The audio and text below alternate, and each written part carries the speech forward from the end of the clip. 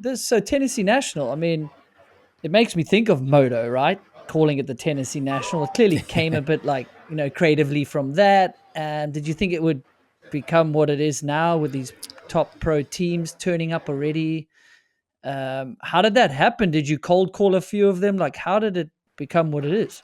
Yeah, a few things. I can't take credit for really the Tennessee National at all. Like Nico and Sean started this race, I think, back in 2017 or something like that. Fair enough. Yeah. And they've had a lot of big name riders come here over the years when they're testing early in the preseason. And so for us, when we took it over and ran it for the first time last year, we just wanted to kind of like bump it up a little bit each year, just try to make it a little bit better. I've got amazing partners at Red Bull. They've been personal sponsors for a long time, but they've also been supporters of the park here for years, even before I came on. So when I took over the park and I had meetings with Red Bull and was like, "Hey, this is my vision. This is what I like to do," like they were super supportive and excited. So for them to come on board as like title sponsor this year, now it's like the Red Bull Tennessee National, and like this is our event logo right here, and it's like to have that logo all over the hill is it's crazy. It's kind of a dream come true. But yeah, as far as top riders, I think we've always had like every single top US guy comes here. It's like the perfect preseason race. This track is really good. Windrock's kind of become like the mecca for year-round World Cup training, especially like in the wintertime, because we have really good terrain, really like rough, gnarly tracks. It's very similar to like what you would find in Europe, probably the most similar conditions that you'll find in the States that's open all year. So I mean, I bought a house out here 3 years ago just to come here, ride and train. Dakota lives down the street. Nico rides here a ton. Luca and Crispy live over in North Carolina, so they come here and ride a lot. Austin Dooley just bought a house here to live and train with his family from California. They moved out. The Oscards just bought a place, so those girls live out here. So a lot of people are moving here just to ride and train at Windrock. So it's we've always had those riders, and then the top riders kind of big credit of that I would say is to Shram. Shram's been a great partner of the park for a long time as well. Before I came on board, but they did their whole preseason test camp here this year, so they flew all their riders out Canyon and Muck Off and the Commons all teams, all that stuff. So it was really cool, and they all had a great time. I think it's kind of like the perfect place if you're looking for a preseason place to come do suspension testing and dial things in and do a preseason race on a good track before the World Cup start. It's like it's timed out pretty perfect. So yeah, man, I think uh, it'll be interesting because I think we had a lot of big names here this year and a lot of big media here as well, and I think everybody had a great time and kind of realized like what Windrock's turning into. And so yeah, I'm just super thankful. There's so many brands and so many people that were so kind to us and came out and kind of gave it a shot. And I feel like we did a good job, and they're excited and want to come back. And I just hope that we can kind of continue growing it and making it better, year after year.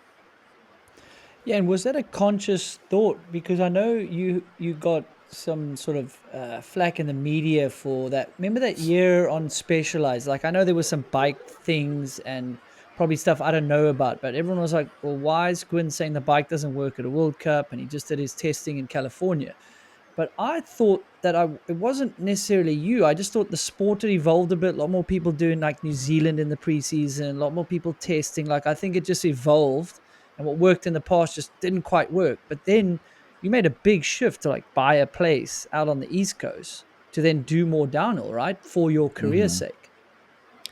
Yeah, for sure. I think it's just like you said, I think the sport just elevates every year. For me, I felt like earlier in my career, living in California was actually a big advantage. Like we might not have had the most realistic World Cup tracks, but I could ride a training program and do that program every single day for 6 months in the off season, not worry about weather or conditions or any of that stuff. Like I could ride all the time. It was always sunny. Like so when I was, to just get consistent good training and riding in every single day, I felt like most of the guys I was racing with were really having a hard time with that. Like if you lived in Europe all winter, like now they've got all these spots over there popping up where people go ride and train and like stay that the weather is better, Portugal and these spots.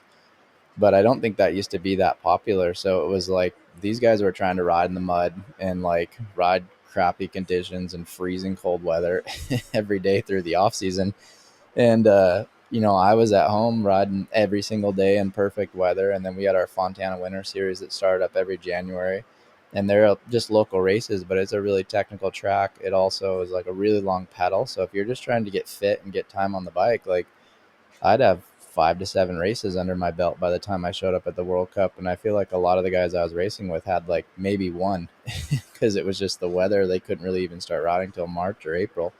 So I felt like it used to be kind of an advantage, but definitely the last like 5 6 years, guys are just everybody is so all in. Like everybody's got trainers and coaches. They're all traveling in the off season or living places where they can ride more.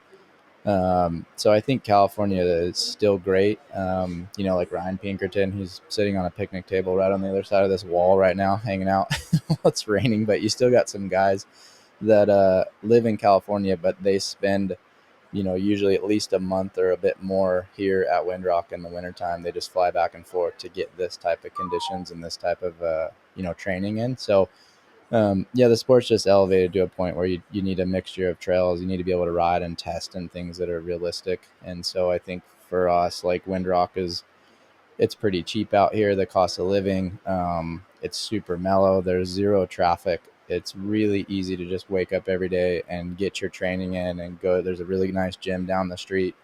It's a really easy kind of way of living. Like there's not a lot of distractions when you come out here. You can just ride and train. The vibes are really good. There's always fast people to ride and train with. So it's kind of becoming like this little mecca for up and coming World Cup riders or established World Cup pros that want to like train in the wintertime. No, it definitely has, and I've been thinking about that a lot. I think, as you said, those 6 years ago or whatever, like I feel sometimes there was a warm up European race, and in the first World Cup, everyone was kind of like finding their feet, and you could see a few guys that had the prep, really good. Like someone like Greg back then, I think sometimes, unless it was Maritzburg, might suffer at the first race. But by 2 3 races in, everyone was kind of like, cool, we're up to speed, we got our touch and feel on the bike. Fitness was never a problem, right? All the top guys had that, but I feel like it's really just moved on. Like that first race at a World Cup, as you said, everyone's got obviously the training now. No one doubts who's fit and who's not. But they're either in New Zealand or, like you said, they're in Portugal, or now the US guys have places that you have Nico are helping with. It's super interesting with the sport. It's like I think it's just like clicked over to that motocross supercross model. Like no stone is left unturned. And Yeah. if you're not ready at the first World Cup, good luck, mate, cracking the Yeah, top 20 or 30. for sure. Yeah. Now we have races here that are good. Like, Rock Creek, the bike park that Nico owns in North Carolina. It's only like a 2.5 hour drive from here, and that's right near like Pisgah National Forest and all that stuff, which is like epic mountain bike riding. They run races and like preseason. They just had their first round of the Downhill Southeast race out there a couple of weeks ago. That's a really good race series that Nico and his brother Logan put on. Really good tracks, really well run, organized. Same team basically that ran the National Forest this weekend. We had the Tennessee National here this weekend. Next weekend is the Pro Downhill National, first race of that series. That's also going to be at Rock Creek, that same track. So it's like if you're here, you know, February through March, we also had a really good race, another Downhill Southeast race in near Chattanooga in Tennessee at the Trials Training Center like 2 weeks ago, a week ago. So it's like you can get like 3 4 races in on really good tracks, February, March around here that are really well run, before the season even starts. Like there's really good racing. So the tracks are good, but there's also good racing to do preseason, and it's easy. It's not like hard, stressful, hard to find accommodations, expensive, gnarly travel. Like things are chill here. The Knoxville airport's 30 minutes away.